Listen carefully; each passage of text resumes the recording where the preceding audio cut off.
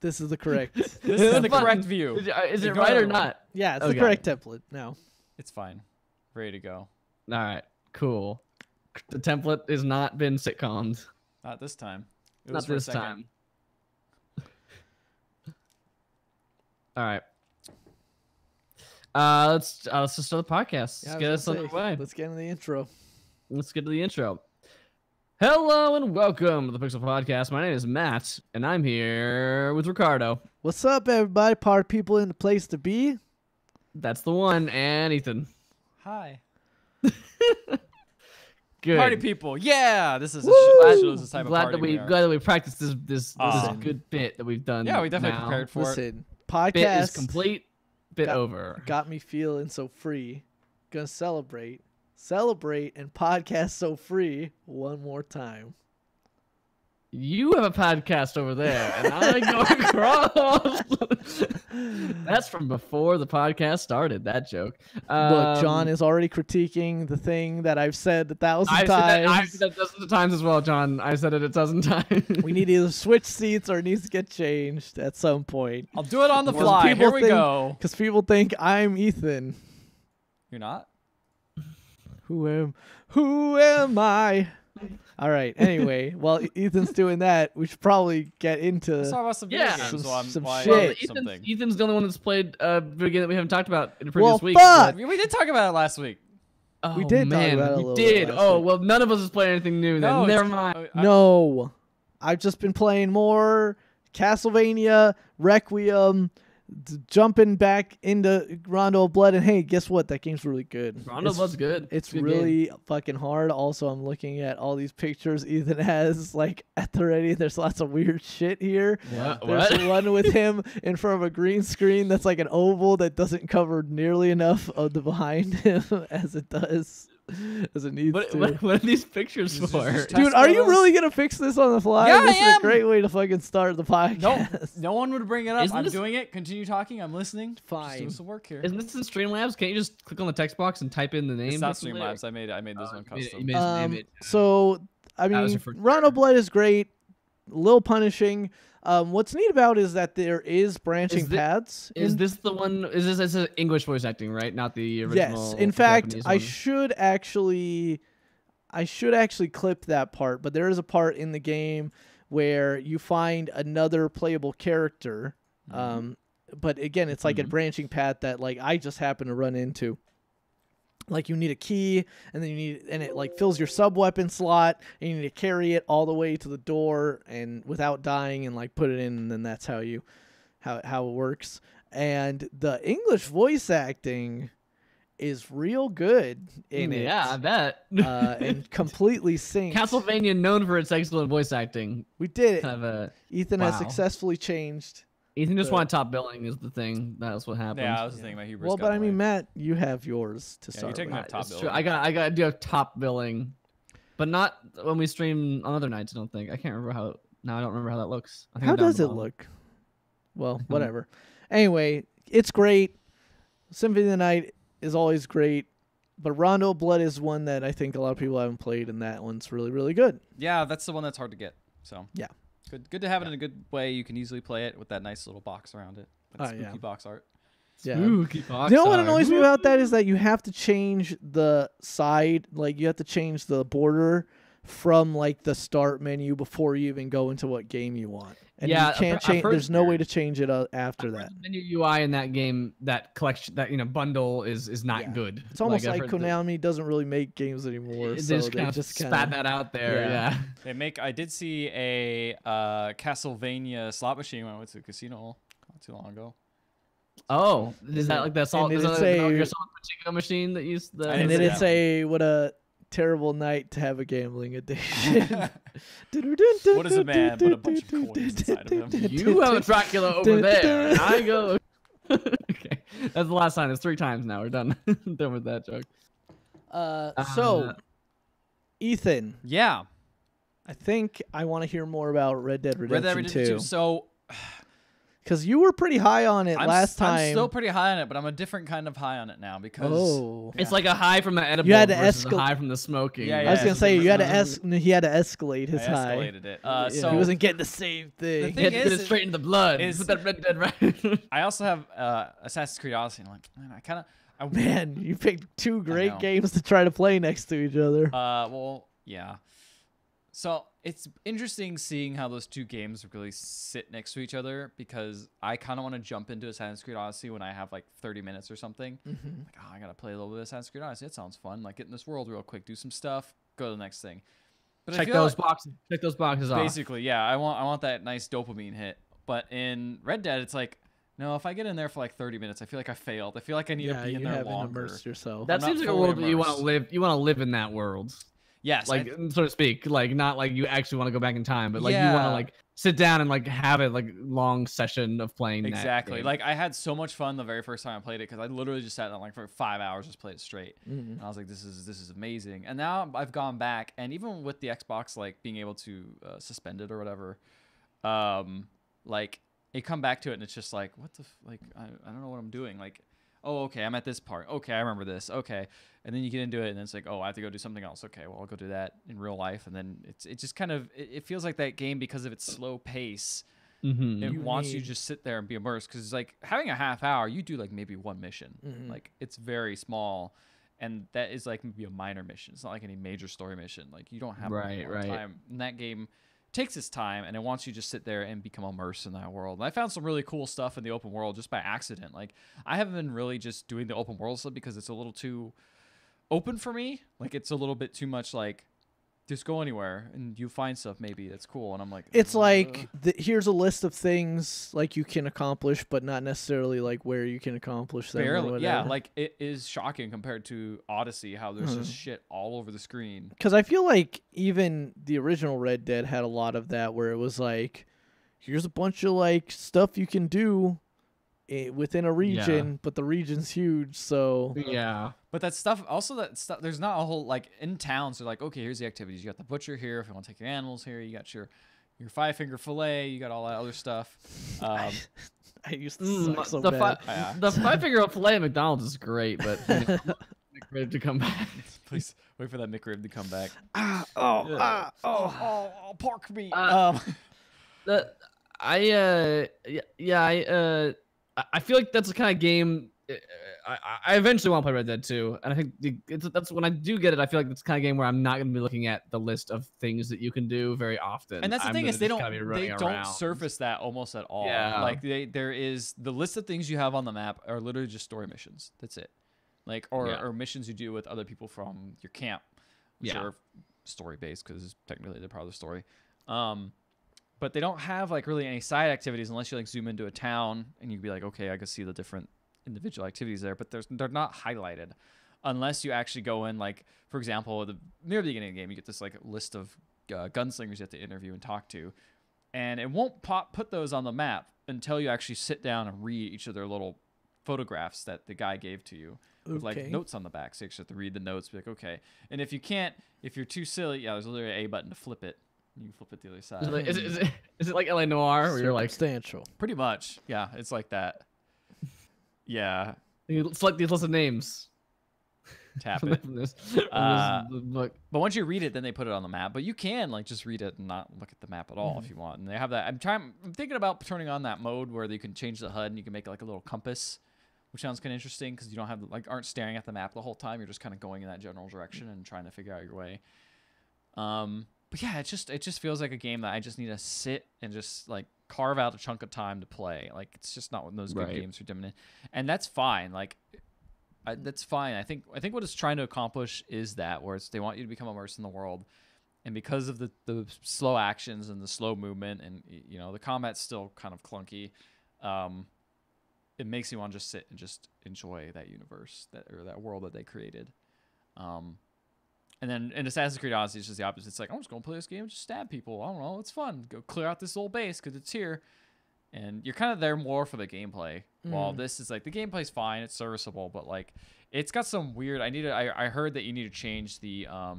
Dead zone like crazy. Because I was wondering, I was like, this is so hard to aim. Because you tap a button and the guy's like, whoa, I'm looking up real quick. And it's like, oh, the dead zone's like really big apparently.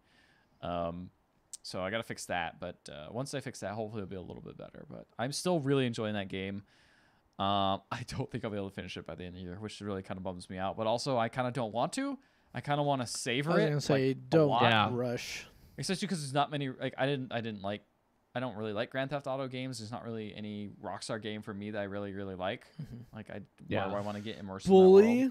I did really like Bully. I was actually thinking about Bully. I was like, man, what if they made Bully now with like actually good characters? That were, like... I was gonna say I replayed Bully like a year and a half ago, and I'm like, man, these characters in this story really don't hold up to like modern. That's what's crazy. Rockstar, I think Rockstar's games don't. Yeah, I've heard Red Dead 1 recently does not hold up. Yeah. It's one of the greatest of all time games listed, like in the many lists. And same with even. I mean, there's a character in there that's just called Irish, and he's just drunk all the time. Yeah, is he in this one too? No, he's not in this one. Okay, because like that's a. He's so far, he might show up and be like, "Look, a cameo."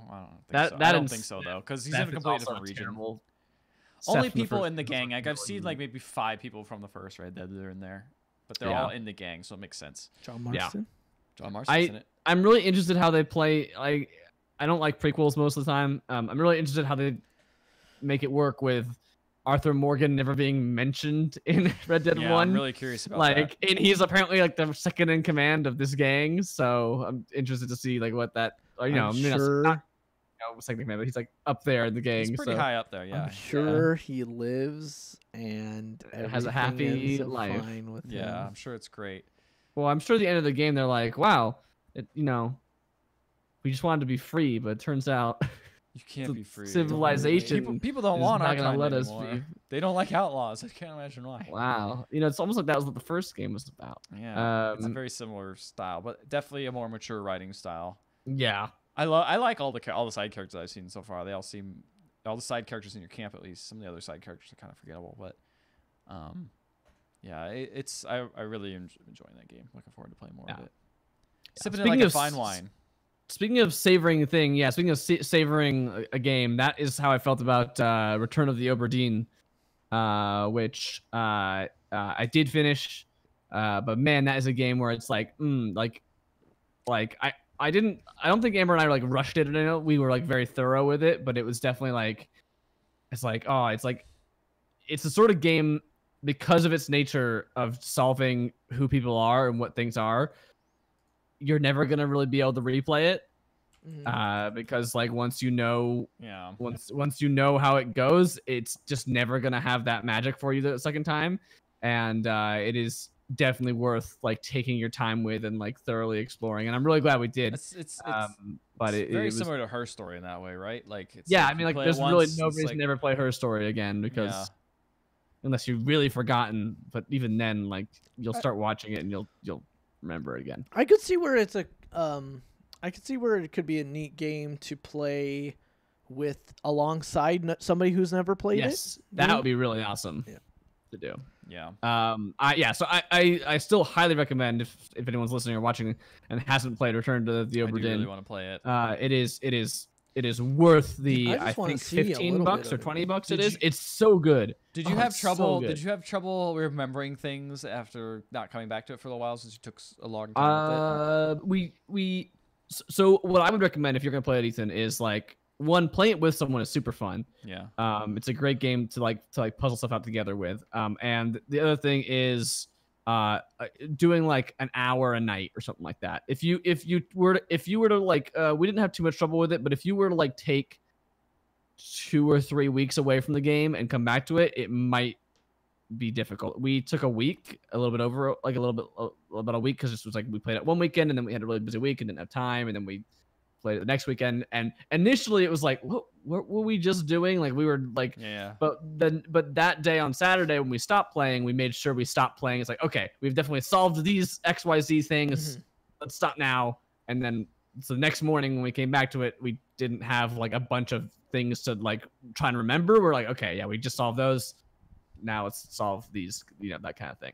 So if you kind of like, the game is broken up into chapters in terms of like, not the, like, it's not like you move around or change location, but the book that you have of the story of the Obra Dinn is broken up into 10 chapters as you as you play. You kind of like conclude a scene essentially. Yeah, they're told to you out of order, and each chapter has multiple scenes in it, and so you might get part of a chapter and then get part of a different chapter and then come back to this, then go to the third chapter and then go back to the first chapter, that kind of thing. So it's not going to be told to you completely like that, but there's definitely sequences where it's like, this sequence is just going to be telling you from this chapter bit, and like until you get to the end of it. So it just depends on which chapter you're talking about, but you'll get pieces from, a lot of them will be in order. Sometimes they will be, told backwards. Sometimes you'll get like the very first chapter you get, and it's not a spoiler to say because it's like the first thing you do, is the last chapter. This is the very first chapter that you get is how the last people on the ship die. And that is like that, and that actually is a really great way to open up the thing, because it's like, what the heck happened here? How did we get to this point? How did we get to this point? Like this kind of like knowing the spoilers first makes it more enjoyable. Yeah, that's what psychologists it really does. It does, And then I'll say this: the very first thing you get after that is the part where like completely like F's you, because like the first part is like, oh man, some ish went down on this ship. Like these people are like had a bad time, but what the heck happened? And then the very next thing that you get is like from right in the middle of the book, and it's like, what the fuck is going on this? Like this is insane. Like, and it's a really good. the whole thing is paced like super well. Like, That's me. I bet you're wondering how I got here. yeah. Yeah, the whole thing is paced super well.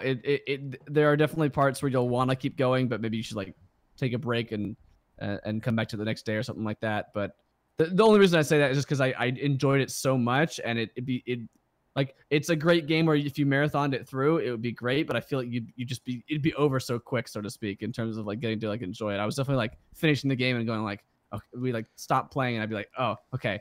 But then what about that guy? Okay, so he can't be him. It's gotta be this. Like that kind of. I was like still thinking about it after I was done. And so yeah, it is a good game. Do you remember off the top of your head who developed this? Lucas Pope. He did Papers, Please. He did it. This game is pretty much solo by him. So Papers, Please, another great game. Yeah, very good game. Both good at taking what would sound like a very mundane activity and making a pretty interesting story that gets revealed slowly through that activity in the game itself, which is really awesome in a lot of ways. Glory so, yeah. To yeah. Arstotzka. And I think the only thing I could say about Oberdin is the only thing. The only negative thing I could say about it is okay. Negative thing. Sorry, the only negative thing. But I also don't want to say because I don't want. It's not even a spoiler, but I don't want to like color too. Don't say it. I just say like it doesn't reveal a certain thing. One of the chapters in the book, it specifically states at the very beginning of the game, like you're not gonna get to see this chapter until after you get everything else. Okay. So we're not gonna show you what happened here until you like solve every other person on the ship. Because the game, just like Her Story, you can leave as soon as you see all the chapters. As soon as you see the things, you can leave the ship and be done with the game. But if you want to get this last chapter, you have to solve, like you have to figure out who is who to every single person, which you don't have to do just to see things. Like you can just you can just see all the deaths without necessarily having like solved who died. You can just so there's a thing about that which is like it builds that up, and I feel like it's not a crazy thing after all the things you've already seen. It's not really a crazy last chapter. But with that said, I don't think it doesn't make it bad. It does not make it doesn't ruin the way that game. It's not the Mass Effect 3 ending. No, it's something like that. No. Hi there. All these people die on a ship. Is it a good thing that they die or not? How did they do it? Red, green, or blue? I'm the spirit of the Overdin. Made real. I actually forgot what you were doing at first. I was like, oh shit, good thing somebody's not on the podcast tonight. Because that would be spoilers. Oh no. Sorry, we'll cross that bridge when we come to that. I'm so excited. I have to ask. Well, now she's not on, so I feel bad. But you guys met Thane, yeah? Yeah. That's my dog. That's my dude. That's my dude. My dude, my dog. My dude and my dog. My terminally ill dude and dog. Yeah, so the only character she hasn't met yet in 2 is Legion, and I think that's been spoiled for her because that character's on the internet. I'm pretty sure I killed Legion in my game. If I don't remember. What? Oh, like in the end? No, like at the suicide mission. When you just meet him. You can just wow, kill him. I didn't even. Yeah. Wow. That's crazy. You're crazy. I think I did that in my first playthrough. I might have rectified it in a second, but I can't remember. Oh, that's crazy. Legion's a cool character. I like that character a lot. Legion's cool. All right. Well, that's it. That's all for me. I also finished Deltarune. I'll say this: if you liked Undertale, Deltarune's great. Character work is great. It is definitely a chapter 1. If I only beat the normal neutral ending of Undertale, should I play one, you're a terrible person. 2, Toby Fox has released a little about this game thing on his Twitter. He posted a link to it. This is not a sequel. It is not a prequel. It seems to be like what you'd call an alternate universe. The same characters exist in both games, but they seem to not have any relation to, or they are the same characters, but they seem to not be affected by what happened in Undertale. Okay, because I was gonna say, is it like almost like a Final Fantasy situation where it's like the same characters No. appear, but it's like No, they seem to be exactly the different same story. characters, but like different things have happened in different ways. Okay. It does not seem to be. Different universe. Yeah, it's a different universe, right? But like all the it's characters like are Earth like. 6B. Yeah, exactly, exactly. Yeah, so I don't think that missing the true ending of Undertale is gonna like mean that you can't enjoy this. In fact, I don't even think you have to play Undertale to play this. Okay, good. But I do think that you should play Undertale before you play this, because like this game is just a taste, and it's also it would spoil one or two minor things. Like I think you wouldn't know they're spoilers if you play the game, but like it would spoil them for you. So there's that. But again, you've seen the real ending, haven't you, Ethan? You've like looked it up on YouTube. Oh, yeah, you haven't? What? Oh my gosh. I still have Undertale just sitting on my PS4. Yeah, how come you're not getting mad at Ricardo? He just has Undertale installed on his PS4. Like at least because you went through the trouble of playing it and then been like, all right, I'm done. That game was okay, I guess. Oh, you mean like, when you beat it, just like I did with Nier, where I beat the first ending and then didn't go back and play any other endings. Fucker. But I know I've done wrong on both accounts, but also I'm just yeah, I mean like that. It is exactly like playing Nier to 2B's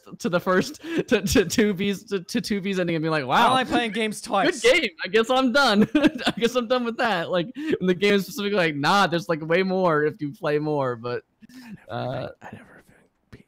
See, and he doesn't even beat. I know. 2B's ending. No, he didn't beat 2B's ending. Oops. Both of you. Gods. You know what I did beat? Not mad. I'm disappointed. You know what I beat? This cannot continue. I beat This Dark Souls. cannot continue. I beat Dark Souls 3 though. You beat what? Did beat Dark Dark Souls Souls 3. 3. Dark Souls 3. I have not beaten Dark Souls I have 3. not so beaten Bloodborne, so there you go. I guess we're even. And Ethan's just losing on everything. I can't beat a single game. Ethan, you should go freaking finish Undertale. The only tougher enemy I fought than the final boss of Dark Souls 3 is that fucking painting in Rondo of Blood. I don't know if you saw any of that. I did not see that clip. I saw that clip. I know that painting. I know exactly which painting you're talking what about. the fuck? What the fuck? Don't let it touch you. It's really easy if you don't let it touch you. Stand off to the right-hand side, jump and hit, and stand exactly still. Just jump up, and every time it gets close to you, jump and hit it with the whip. It'll reset its circle. Well, eventually, I just killed it, but it took a while. Get good, nerd. And then death is a hard boss after that. Yeah, death is tricky. I think I'm pretty close to the end of the game. That game's short. Well, I guess it's well, but like it's it's like a very old school Castlevania, so it's like very like series of levels and you're done. But also there's branching paths, so like I haven't done like all the different. Yes, exactly. It is exactly like Star Fox. Speaking of which, I did play a little bit. This is on the list. I did play a little bit of Starlink. Oh, where and how? Did you? I was hanging out with a friend, and he was playing Starlink, and he was like, "I'm gonna go hang out with other people. You want to play Starlink?" And I was like, "Sure." So I just played Starlink for like I don't know, a good like couple hours. What'd you think of the just playing around? It's pretty good. It does. Does he have it for a Switch or for? Switch. Like, so you get to play as the R-Wing, and there's also like special Star Fox missions, and they're fully voiced. Like they're all in there. Yeah, they're like part of the story too, like in weird ways. Part of the story. The game's all right. Like it seems like a nice, like it's weird that it's like No Man. I want to say it's like No Man's Sky a little bit. It's a little bit like that, right? It's more like combat focused and less like explore everything and scan things. So there's definitely scanning creatures you don't know yet, but they're all actually named. It's not like they're procedurally generated. Like they actually have names and there's actually like a set goal to the story, unlike No Man's Sky. What are you talking about? But it plays pretty good. There is one weird thing where there's a button where it goes to land mode, and so you're like, oh man, my ship's gonna land. It's gonna have like tanks treads, right? No, it just drops. It just straight up drops and then just hovers. Then it goes clink and it hits the ground and then just hovers around the ground. It's just like a spaceship that's now in like weird tank. It's like a land speeder. It's very strange. It's a very weird feeling. But I don't know. That game's all right. I don't think I would buy it at full price, but it does seem like a pretty nice like. You can buy all the stuff digitally too. You don't have to buy. Yeah, all the, I didn't play one with the toys. Like I just played the digital version. Oh, okay. I kind of want that R-Wing. That R-Wing. I don't really want that game that much. It looks neat. It looks better than I thought it was gonna be. But that R-Wing looks pretty cool. That's kind of like the fucking. Well, one, it's like the Solaire amiibo. I don't have a fucking Nintendo system, but I want the Solaire amiibo, and also the Luke Goblin amiibo. Looks pretty good too. Amiibos are just a nice quality. Like they make a very good quality, like little figure. And it's I'll be right back. All right, goodbye. You guys can start our next segment without me. All right. Okay. Well, our next segment would be the news. The news. What about that BlizzCon, y'all? Well, Ethan, you went to BlizzCon. Woo, so every year going to BlizzCon, every year getting my money to Blizzard despite barely playing their games anymore. That's what I do. But hey, you could be giving them more money if you subscribe to WoW still and, regularly bought Hearthstone packs and Overwatch characters and... I did Overwatch actually save skins. up like a whole bunch of Hearthstone money and then just bought it all like over the weekend, like bought a whole bunch of stuff because I was saving it up because I was like, oh yeah, I'm gonna buy all the new cards, and I just never got around to it because I just stopped playing because I used to only play it when I worked out. And so I actually went finally and was like, I'm just gonna buy as many packs as I can. And let me tell you, man, opened a bunch of packs, pretty fun. Feels good to get those legendary cards. You're like, oh, that's how they make their money. Just making it feel good. I haven't spent a dime on Hearthstone though. Oh no, I probably bought like one of their welcome packs for like $5 or whatever. But besides that, yeah. Wait, didn't you just say you just bought a bunch of cards? What did you? Or you different game? I was saving gold, the free to play currency. Oh, okay. I thought you said you bought them up with like normal money. I was like, what? No, I would not buy that much with normal money. Oh my god, I'm being attacked. So BlizzCon, every year in Anaheim Convention Center. So why do you go, Ethan? If you're not Blizz, I go because my friends are going. I had a lot of friends. That sounds like a good reason to go. I'm not judging you. Okay, I'm just asking. I'm gonna tell a little bit of a weird lengthy story. So I enjoy Evo, but I would not be going to Evo if you guys were not. Exactly. That's the reason. That's half the reason you go to a convention is to hang. What I was there for is I was standing in line because.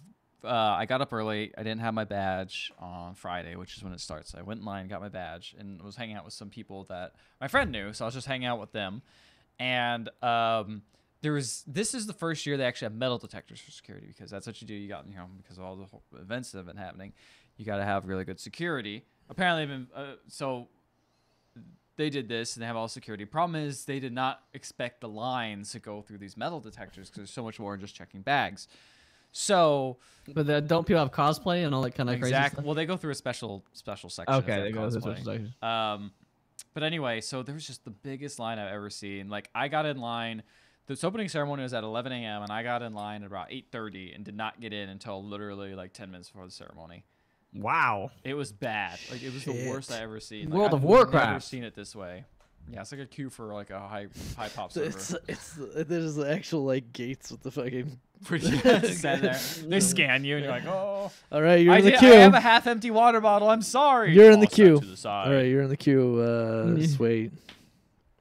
But I was hanging out with the ex-Blizzard employee, so he shined a lot of insights onto like just. So did you watch any of those? Did you watch any of the opening ceremony live, or were you somewhere else? No, I was able to get in just in time. I was not able to sit with some of the friends I planned to sit with, so I sat with other friends, which was fine. It was good. But we were trying to sit in the Overwatch arena area, because it's a very nice spot. But there was just the Overwatch World Cup had their like finals, right? At BlizzCon, wasn't that how?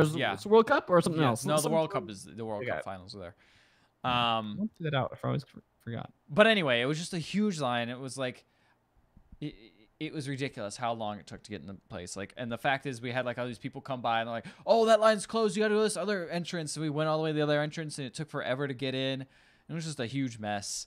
But this Blizzard employee was talking. He's just like, "Man, like or ex-Blizzard employee, excuse me. He was talking about how he used to work at." Is it the one we might know? No, you guys don't know. So. I never knew him either. I honestly don't know his name, so I can't even say it on the podcast. But he was basically talking about like how he goes to conventions and like he's like, man, I'm like 32 now or something like that.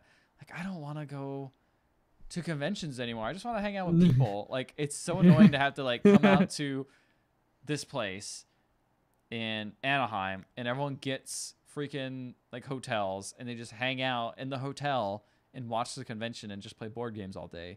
Like that's what I would rather do instead of like buying and standing in line. And I'm like, that's kind of an interesting thing of like.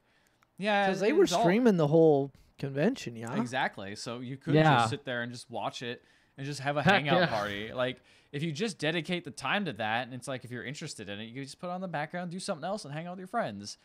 And it costs way less money because only one person had to buy that ticket. And I was like, man, that's true. Ethan sold. You could just go to like all the extracurricular stuff. Probably, right? Like if there's like outside hangouts and Exactly. and meetups and stuff. Like everyone's just like, the guy was just like, most of my friends don't even have passes. Like I'm one of the few people who got it, so I'm just going because I have it. But like if I didn't have it, and I was like, man, that's kind of interesting. How like as I got older, I'm like less interested in the conventions themselves. Like I'm like, oh cool, it's nice to see the announcements and sit through the opening panel. But after that, like the second day I went to BlizzCon, I was just like, what the fuck am I doing here? Well, I played, basically, like, I played all the games. I guess I'll watch the esports. That was fun. But I was just like, okay, well, just hanging out here. I don't know. It's fun. Well, I mean, at this point, I've been so many times. So many times. I've been many times, and I think I would love to go. I was gonna say this is also the same person who was like Evo Finals. Let's watch that note. Yeah, so I think that was a level of fatigue though. That's like day 4 or 5. I understand completely. There are multiple factors involved there. I went back and watched it there too. Everyone was sick. A lot of things were going on. It was like freaking 9 o'clock at night, and they were at that point. Everyone's a fucking shambling corpse at Evo. That's rough. Like that's a marathon because that was a lot of things going on. And you're in Vegas. And you're in like Vegas. On top of that. That's the thing is the Blizzard employee Xbox employee was telling me like, hey, you know, like I'm just gonna set up. Like, I'm drunk. I'm just gonna probably. He was like, we're just gonna get my friends together and we're just gonna go to Vegas because there's actually like stuff to do and we can just hang out. Like, but I'm like, yeah, but it's so hard to coordinate people to just go do a thing. Yeah. Like unless there's actually already something around it, because what's gonna happen is people are gonna be like, oh, guess they're not your real friends then, bro. That weekend doesn't work for me. Can we actually do this weekend? Like it's not convenient. While like BlizzCon, it's been set a year in advance. Like everyone is going to go. That's how long. That's how far in advance you gotta book your hangouts. Basically. I mean, that's what we did with our Thanksgiving one. That was like 2 months ago. One, and honestly, even Evo was like. Yeah, you book it so far. You have to go for that reason. Like it's almost like the convention. As I've been getting older, is almost taking like a backseat. Like if I miss things, I'm like, that's cool, whatever. I don't need that thing. I don't need that in my life. It's just fun. I just want to hang out with some friends for a while. It's a difficult balance because like obviously people are there to see certain things and they want to experience certain things, but also it's like I think it's the same. It's honestly the thing when you take any kind of trip. It's like you have to balance that correct amount of like doing as much shit as you possibly can. And just fucking chilling and with the people that you came to hang out with. I'm usually someone who is like, I gotta see as much stuff as I can. But and honestly, if I was like really into like if I had been playing Heroes of the Storm as much as I was playing like 2 years ago, like I would totally still be like at the front of that panel and be like going to every single Heroes of the Storm panel. I didn't go to excuse me. I'd be like, what's the damages on Mercury? Like I think they're gonna be buffed by like 20% because I noticed that the towers, because they don't give experience anymore, he's really not as powerful as a character because his whole thing was pushing, but now he does a bit like that. I'm not gonna do that anymore. I didn't go to a single Heroes of the Storm panel. I didn't go to any side panel except for like one about Carbot drawing, and I just fell asleep because I was tired. I just took a nap. I just laid on the ground and took a nap. I'm sure that the people putting on the panel felt great about this guy. They probably say that all the time at conventions. To be honest. That's and like I don't want to buy anything because I'm like, that's just some shit that's gonna collect dust. Like I'm just a grumpy old man at conventions now. I just sit there. Damn, dude. Damn. Well, the problem is Ethan's got like that at Evo. You were like that at Evo. I'm not. You wanted that Arby's shirt. Here's the change. You wanted that Arby's shirt. You wanted that Arby's shirt. Here's the thing. Ethan's gone to way more conventions than Ricardo and I combined. Is the other thing. Like, for sure. You've been going to like Comic-Con and BlizzCon for like years before I did. You've been to other stuff. I've been to 4 Evos. That's all the conventions I've been to. And Evo is a very different convention too, because Evo is very small. It's very small. It's very personalized. It's very much like, let's hang out. Let's play some cool fighting games. Let's just fight. There's no like pressure to go to like every single panel. BlizzCon kind of, but panels and stuff. But it's not like everyone's hanging out and be like, oh man, you want to challenge me in Hearthstone? It's like, yeah, there's that, but the internet connection's so bad you can't get a freaking connection at all, and it's just people complaining about how hard it is to Das Dingo. Yeah. So like, I don't know. Just full disclosure, like this is last year I'm gonna go, or we're trying to get tickets to Comic-Con, but we're only gonna get one day because it's just too much work to do that sort of stuff. And it really shows how like something like Evo, where it's very specialized, it's very niche. Even okay? Wow, that's real. I mean, also though, frankly, like the whole thing with Evo and Comic-Con are like already on top of each other too. That too. That's, That also makes nice. it makes it a challenge. But like when you go to Comic-Con and Blizzard is just like there's so much like.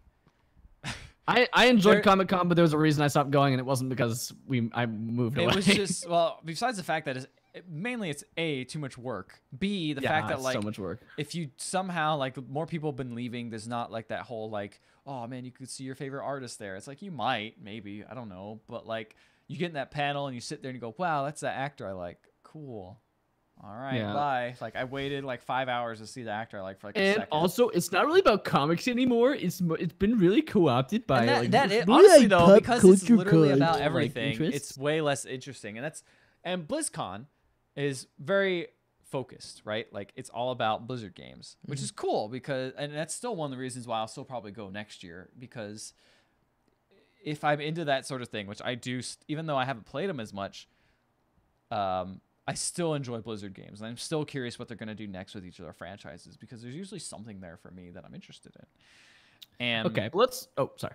And I was just going to say, like, and getting to the announcements, like, this is the first time. Yeah, let's talk about the actual convention of the announcements that I was just like, oh, yeah, you guys just don't have anything going on this year. Also, this is coming from a year, too, where, like, people are not, like, super thrilled with that WoW expansion. That's, like, all I know about it, is that WoW people don't really like it very much at all. They have a wall where you can write everything. And someone just put Warlords of Draenor is better than Battle for Azeroth, which Warlords of Draenor everyone hated. For like as like I hate to put it this way, but like for as a masturbatory like con as BlizzCon I feel like has been in the past, I feel like this year had quite a bit of salt in comparison. Salt? Yeah, like there was a lot of grumpy people at BlizzCon. Well, I think in comparison to past years. I was one of those but I mean, this is me outside looking in. So obviously. I was grumpy at the announcements too. Now, not because what the internet says. The internet says because of Diablo. Which we'll get there. But I was grumpy because almost every single announcement they made, because they always do a thing where they go through every single game and they announce a big thing, and every single game there was like either no announcement or it was less. Because I remember the last year that it was kind of bad, which is 2 years ago, 2016, which is when they announced a couple different characters. Even years. Yeah, even years. Blizzard just doesn't work fast enough or on as many things to like to justify a convention at once a year. They would actually not do BlizzCon every single year, which was the last one was 2012. They skipped it. I think, but now they've been going on every single time. So the reason is because I mean, we're gonna get more details in the characters and stuff, but like 2016 they had at least announced like 2 characters for almost every single game, or like 2 things for almost everything. Like they announced stuff, they announced the new expansion for WoW and all that sort of things. But like this year, they announced 1 new character for Heroes of the Storm, 1 new character for Overwatch, not even a new map. No. New character. They announced Overwatch has been coming out with stuff so regularly too that like a new character is not that. It's not that big of a deal because it's like they came out with like 6 new characters in the last year. Exactly. Same with Heroes of the Storm. Like they came out with so many characters since I've last like really got into that game. Hearthstone on a dime. They're always gonna have a new expansion. It's 3 times a year. This is the time they do the new expansion. World of Warcraft was mostly about Classic, and then also that class. And the Classic was just like, we have it coming. It's free if you have a subscription to WoW. There you go. I know. Warcraft 3 is kind of a fan favorite. StarCraft 2, they come out and they're like, we have a new hero, a new co-op commander. They don't even show a picture of him. They just show the logo of StarCraft 2. It's Zeratul, which is a very obvious character. I was going to say, I feel like you should already and then they just the co-op immediately. It was like 1 minute. They're just like, oh, that's StarCraft 2. Bye. See you later.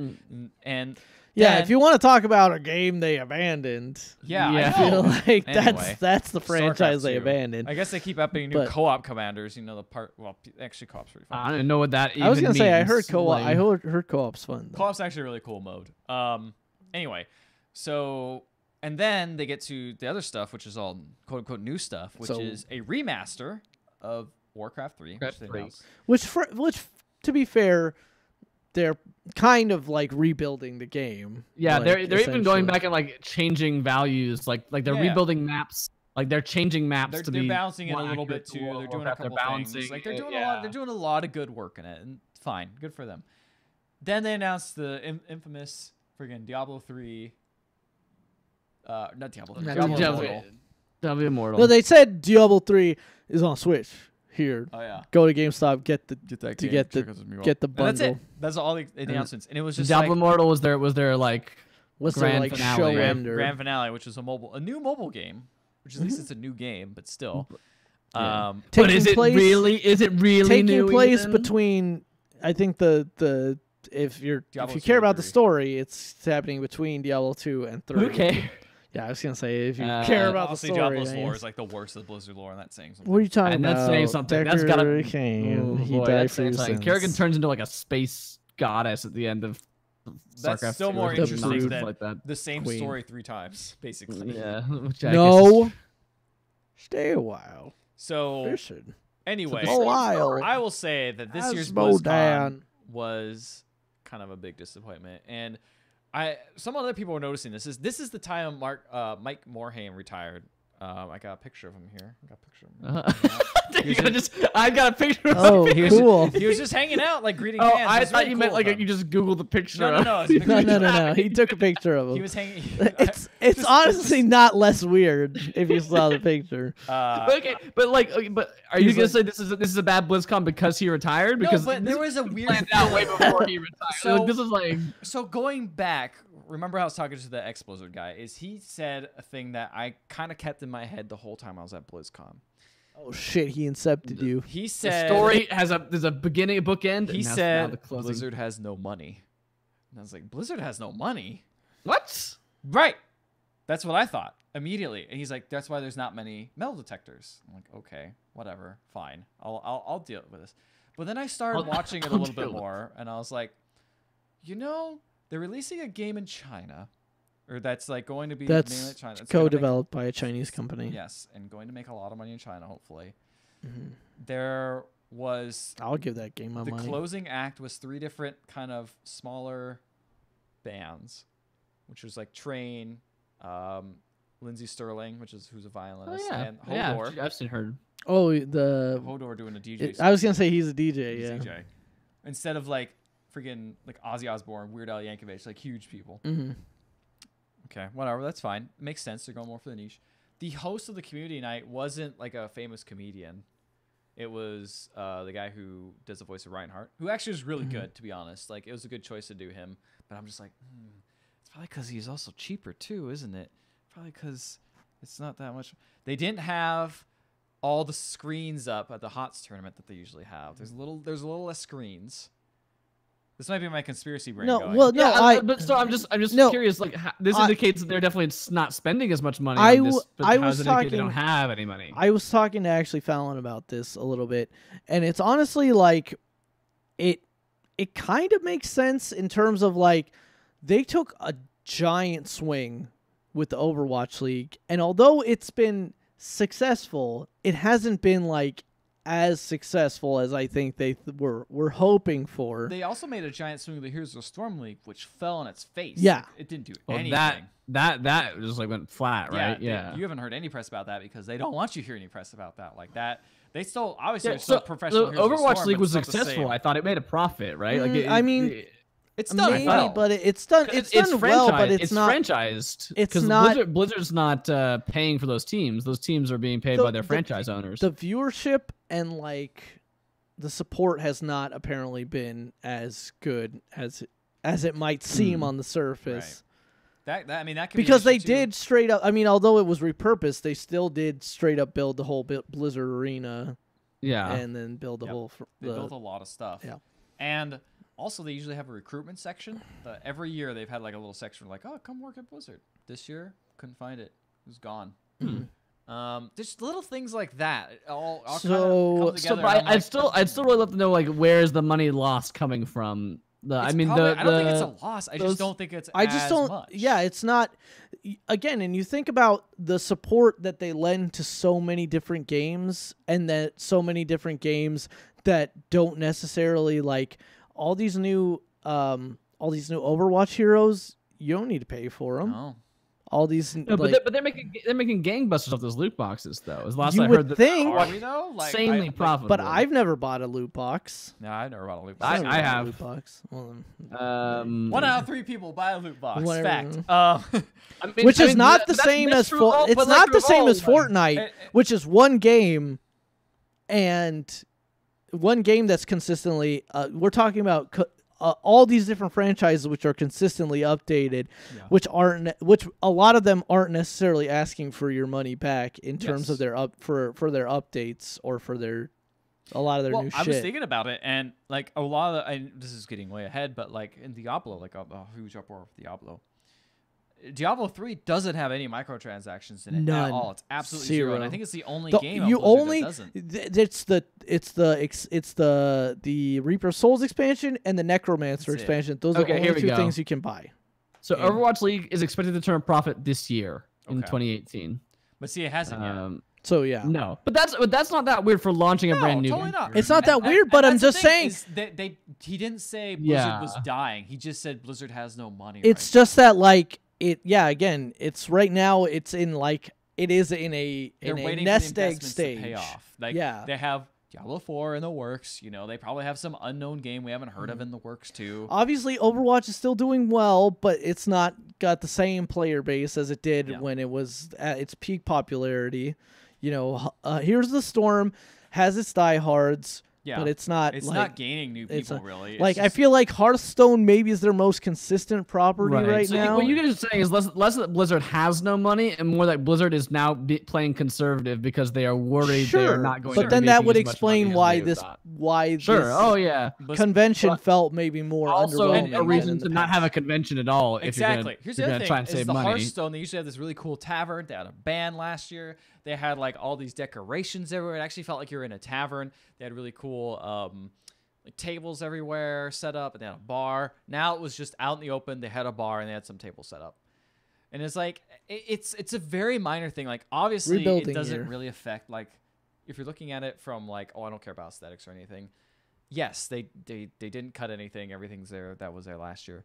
But if you're thinking about like, oh, the little flourishes and the little like, oh, we have a little extra money, let's do something fun. It's like that's all gone. That's the thing, now. and like and Blizzard, in a lot of ways, seems to take a lot of, even from the fact that they're in the Anaheim Convention Center, they seem to take a lot of cues from Disney, you know, in terms of like building experiences and immersive like stuff Yeah. like that.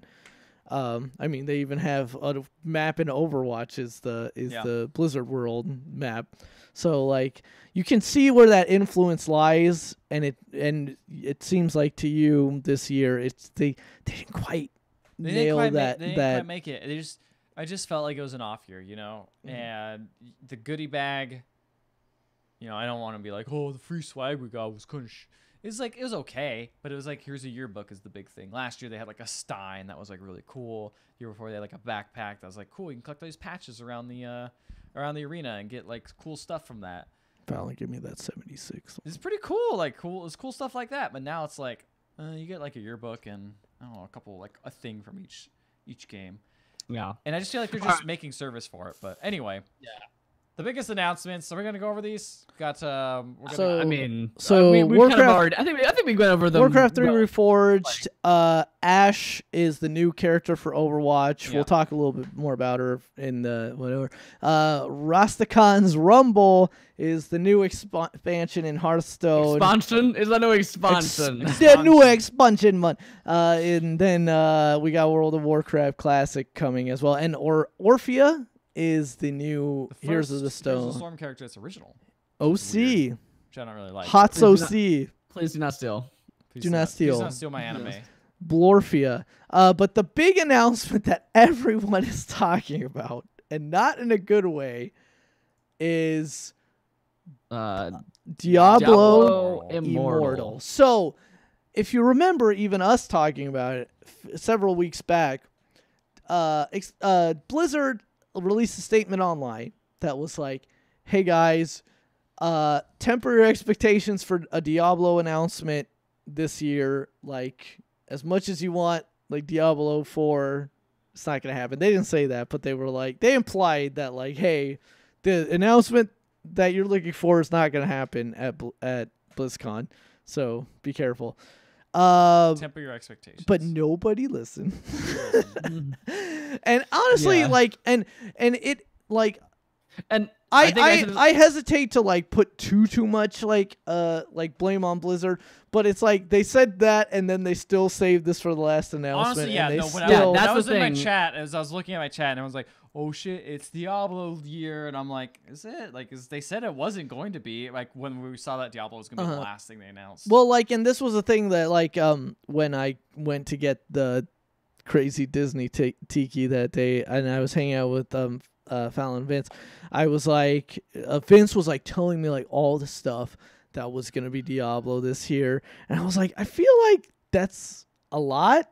And then it was like I was even like, I feel like they talked about mobile, right? Like they'll probably make a mobile game, and the franchise that makes the most sense is Diablo. Yeah. But like I wasn't picturing like a full-fledged Diablo experience, as they say. I was picturing more like a very condensed like mobile, maybe even like idle clicker style Diablo town management game. Yeah. Where you stay a while and build a town. You play as Deckard Cain trying to rebuild. Stay a while and buy. Click a while and buy these loot boxes. That's the reason that Diablo Immortal is a set between 2 and 3, so they can have Deckard Cain back in it. That's the reason. You're honestly not wrong, probably. Because every Diablo game has to be the same. Yes. Yep. So Diablo 4 will be a prequel. They announced Diablo Immortal, which is their mobile Diablo game, again developed by what's the name of the studio? NetEase. NetEase, a Chinese studio. It's obviously developed with Blizzard, but developed by mostly developed by them, doing the actual legwork. Definitely, and this is a fully fledged Diablo experience. It looks like, and Ethan, you actually got your hands on it. It looks like Arena of Valor controls, in that your left finger is going to be controlling kind of character movement, and then your right is going to be aiming and also activating your different character abilities. Does that seem correct? That's accurate. Okay. Yeah. Which is a great control scheme. It's fine. Yeah, it works perfectly fine. And 6 characters. It looks like you actually can play with up to 6 people in a single instance. And a lot of neat stuff that at least looked like on the outside. But it turns out that's not what people wanted. They wanted a PC game, not a mobile game. Core gamers. And so here's the thing. I said this on Twitter, but it can be totally true that like it was a stupid PR move to be like, and finally, last thing we're announcing, mobile game for Diablo, yeah. Totally. And also it can be true that like the way a lot of people reacted was like bad, pretty shitty. Yeah, I mean, I think like in the end, I think they just didn't want their last game to be. It's fine to be remake. Disappointed. You know, like they wanted to be like, oh, here's a new game for you guys. Yeah, so that makes that was sense. what they were thinking. But people just have this weird connotation of like, oh man, mobile games are all shit. And like as much as like Hearthstone has found a presence on mobile as well, like Blizzard has yet to actually like make got a lot of outrage when freaking Hearthstone came out too. Like when that was announced, like people were like, "What is this garbage?" Like, well, and when Diablo 3 was announced, also when Diablo 3 was announced for consoles, the rainbow. Dude, this is so pastel. This is a mature series. It's World of Warcraft in my Diablo game. At the same time, yes, the positioning was not great. Also, like going way back to what you were saying in terms of like who's like speaking at these like panels and stuff. YouTuber Jesse Cox, who's actually pretty intelligent, well-spoken dude, talked about, he was at BlizzCon and he said it was fine. Like he understood like people's concept that it was like a down year, but he was like, it's fine. But he also did concede that like at this point they have Jeff Kaplan and like nobody else that knows how to talk in front of a crowd. Basically, like everybody else is like maybe might be an interesting character, but they're kind of like awkward and not like they're not most like of them, most of them feel like real like people who work at Blizzard. which is fine, but it's also like it's not the guy you want to give your keynote, Yeah. stuff. So, but yeah, after that, people kind of have exploded on this Diablo Immortal thing. It's kind of gotten, and I talked to our friend Fallon a little bit about it, is that like, it's similar to The Last Jedi. Now it just seems like everyone that has this opinion, either A, they want to be part of the meme, and therefore they, even if they don't really have a strong opinion on it one way or another, they want to be part of the loudest voice. Yeah. And every single one of those loud, shitty voices now has an echo chamber and a way to attach themselves, whether it's Reddit or other online forums, to attach themselves to this, become this gross Grand Falutin Legion, like fucking monster. And it's like, that is all that's visible. And then from there, like lash out at random real people in real life, or at least online. Because there's been like weird talk about they abandoned the Diablo franchise. Yeah, that the core audience is PC gamers. You compared it to Last Jedi, and I understand almost Last Jedi backlash a little bit more, because it's like, okay, this is a main Star Wars movie. It has changed fundamentally what they view of Star Wars. Fine, whatever. But they're still wrong. No, I agree. But this is literally a side game that is off to the side. That's being developed by another team. Different studio. Different but it's a reason. So the funny thing to me is the dichotomy between like exactly what you're saying, Ricardo, of like, I just want to be mad at somebody, because like on the one hand, you got people going like, they're abandoning Diablo, they're dumbing down Diablo, they're ruining my PC game and turning it into a dumb mobile game.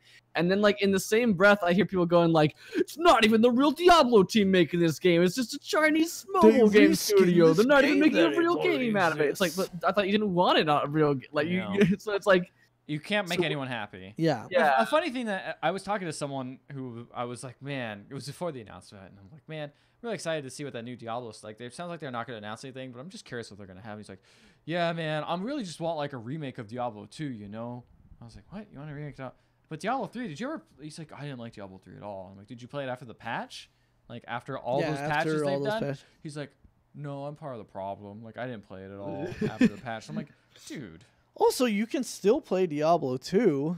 Yeah. That's the other thing that's crazy. I mean, you know, give me that thing that's more of the thing that I like, but not the same as the thing that I like. That's why I feel so weird about like people. That's what getting Last mad Jedi. about The this. problem with Last Jedi is And exactly that. But people are like, fuck yeah, Warcraft 3, love that game. Give me that game. All I want to do is play that game again. I love that game. I already played. Give it to me. And it's like, oh, what about Warcraft 4? You guys curious about that? What? There's no announced a Warcraft 4, and they've already announced. Blizzard's already said we're not working on Warcraft 4. It's like, why aren't you guys pissed about that? Meanwhile, they have said they're working on another mainline Diablo. Which they already have multiple in that teams working on several Diablo projects. When I was talking to the they've said it several times about Immortal. He was like, "What'd you think of the game?" And I'm like, "Oh yeah, it was good. It's like Diablo 3, like mini size." And he's like, "Yeah, man, it's just to keep people tied over until the next game comes. You know, the big one comes out." And I'm like, "Oh, yeah, that's cool." I mean, like, and that might be the real case, but also I feel to me again, I feel like that's them trying to put out fires. See, that was the thing is we talked about this on Twitter, but like I immediately went from that opening ceremony there. But again, maybe you know what? Maybe they honestly maybe it was honestly just like, or maybe again that was what they were coached, because again, like they thought that this might make some people mad, so just make sure that you let them know that there's another one coming. In the main hall where they announced it and where everything went silent. So they might have heard it and been like, "Ooh, maybe we should do." Just naturally been like, "Ooh, maybe we should just like." So, and that's the thing that's really interesting too, is that like it's recently come to light a couple of days after this happened that like Jason Schreier from Kotaku reported that like they actually were going to announce Diablo 4 during that thing, which is weird because some Blizzard employees have denied that as well. Like that's they have true. denied that, yes, so but I don't know who to but they're definitely making it. Like is the thing. Yeah, so like they're definitely making it.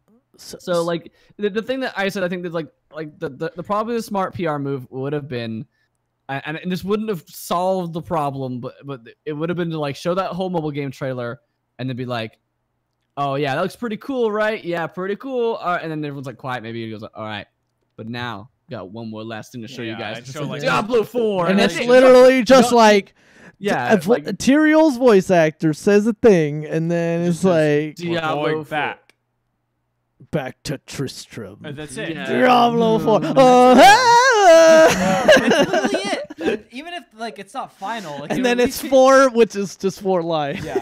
Yeah. That's like Call of Duty. Just like Everything- Call of that's, Duty. how it is, that's how it goes now. And they could just done that, and it might have not even been final. They could change it. Maybe put Diablo : whatever they want afterwards. You know? Yeah, because like that was it the doesn't matter, reason just- given. The reason they apparently pulled it, if this is true, is that like the team was not. They apparently have already redone Diablo, whatever it's going to be, Diablo 4 multiple times. Like they've changed directors several times. They've rescoped the game, so they weren't like comfortable saying let's It's announce Diablo it because we're not ready yet. But Which yeah, is but like I totally said, out just, of character for Blizzard. but just saying the name of just like saying even if it's not Diablo 4 when it comes out, like just saying there's no Diablo would have been a smart And, thing. and just be like, for PC. I know, because they Please, they hated trust when it me. was they hated when it was announced for consoles. Like people were mad about that too.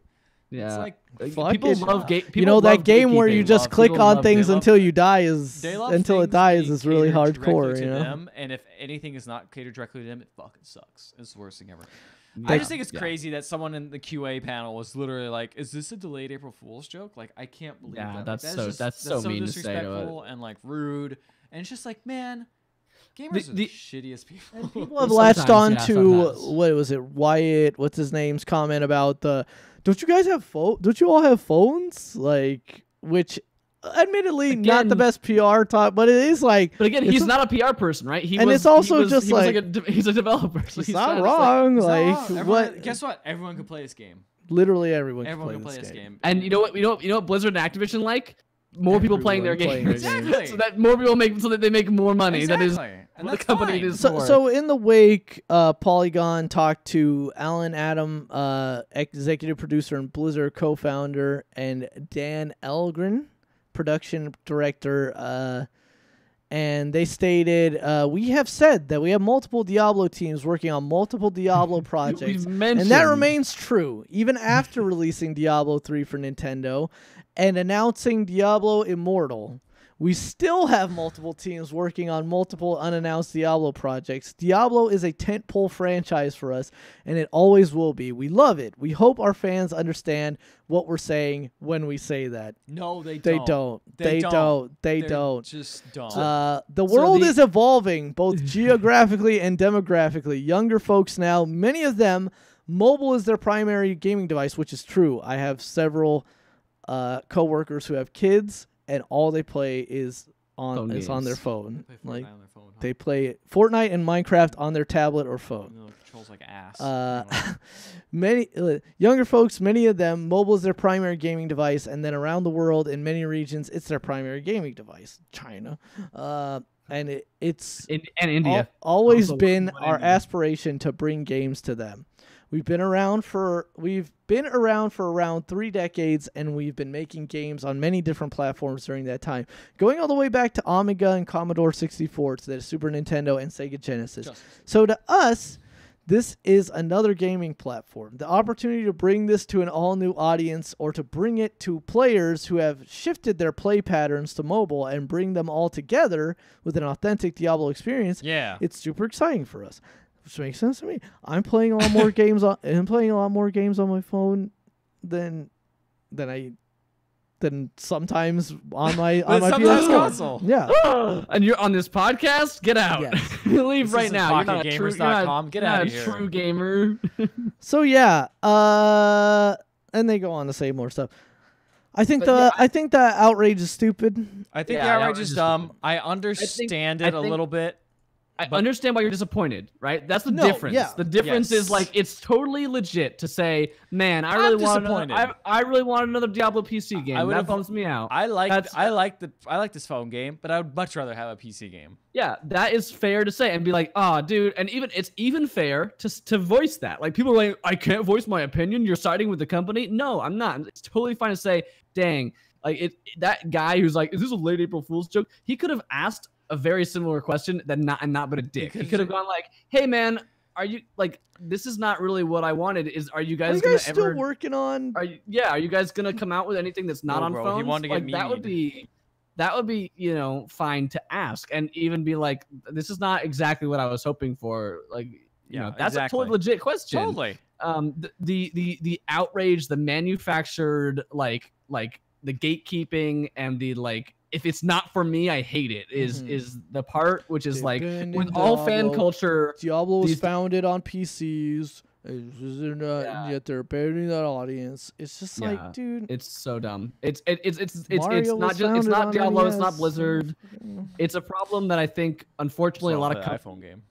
A lot of companies have actually like created, like not created, but like eaten into this problem. Like the fact that you have a BlizzCon every year makes the problem worse. You know what I mean? Like you've been like pouring into your fans, like, yeah, you guys. The whole thing, the opening ceremony, the closing. They are just like, we love you guys. You're the best. You make this happen. Like, it's just pumping up their ego, like being like, we make these games for you. Like, if it wasn't for you, this would do it. It's like, yeah, I'm empowered. I'm empowered to voice that. It's my game. I own this game. I own this franchise. I don't know if you saw this or not, but like another another thing that Jesse Cox mentioned, and he said to him this was like crazier than the outrage against Diablo Immortal. Was he said he was in the Warcraft panel, or the World of Warcraft panel, and somebody asked during the Q&A what they were going to be doing to help stymie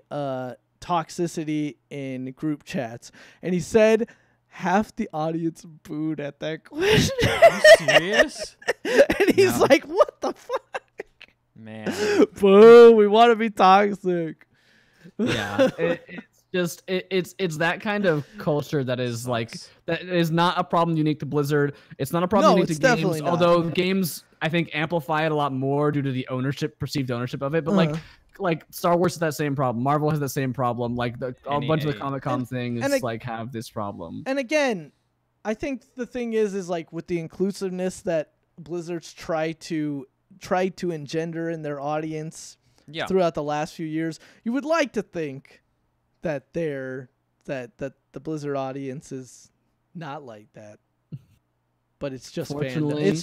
It's just toxic fandom. You think that, but you'd be wrong. Hey man, you could be any race and be toxic now. It's true. You could be a Draenei and still be toxic. Exactly.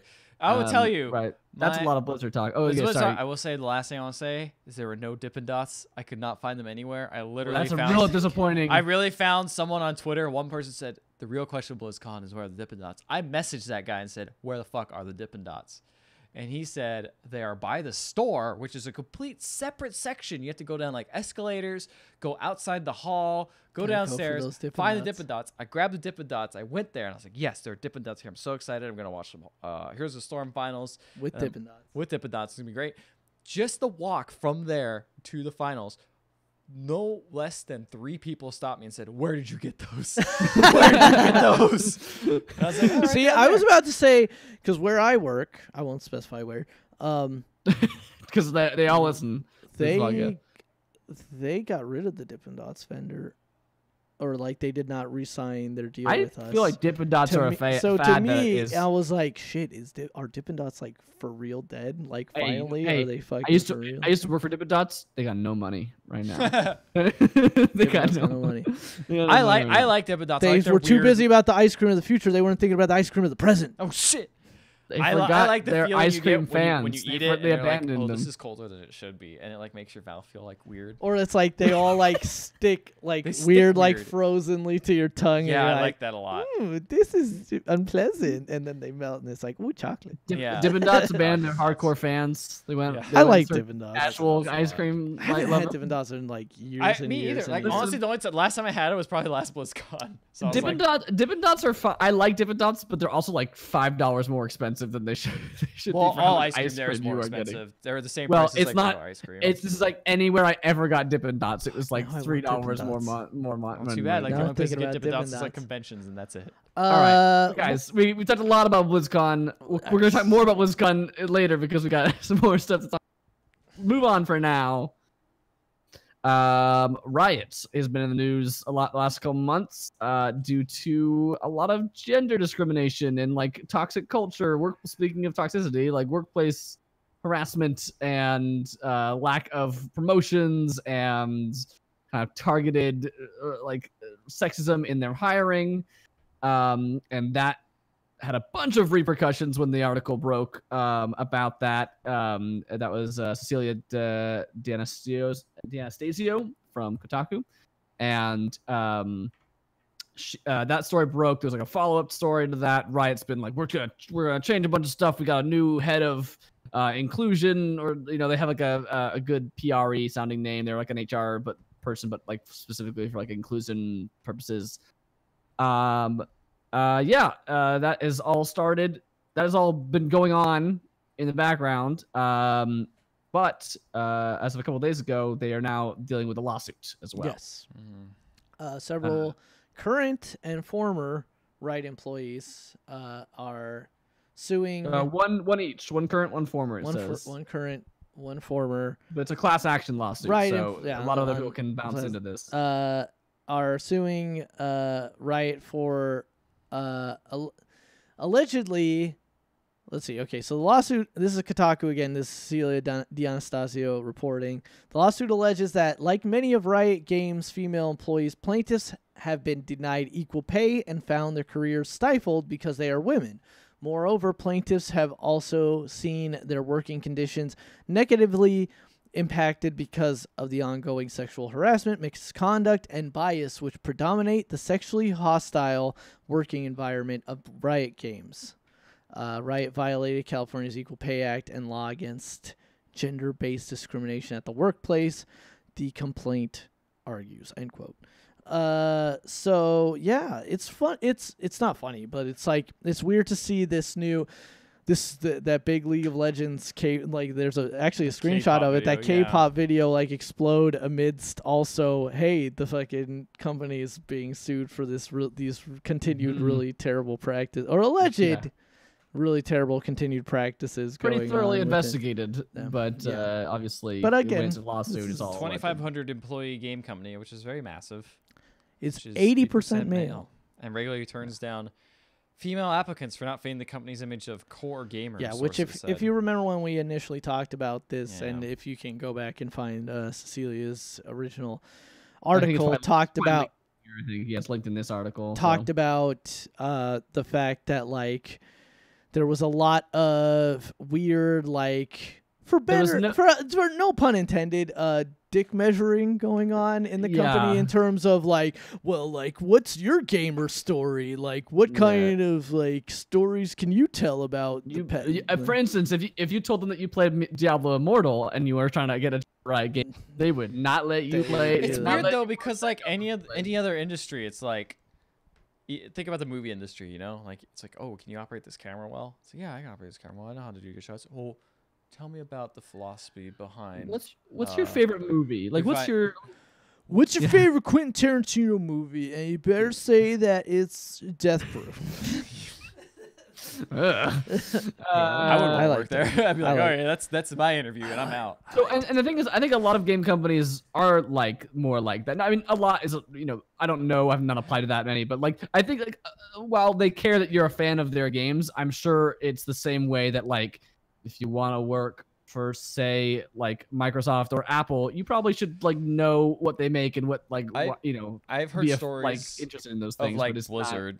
Going back to Blizzard. Blizzard also strikes me as a kind of company similar to Riot. It's similar. They will hire you, but if you get it, they will accept the bad reviews on like Glassdoor, because it's like, well, most people here are nerds and they're just gonna talk about nerd stuff, and they will kind of like ignore you if you don't know anything about nerd stuff. So it's like it's kind of shitty, like, because some people are like, I'm in human resources. Well, I'm not gonna work on like I'm in finance. Maybe I don't play many. You know what I mean? Like I'm not an engineer. Like.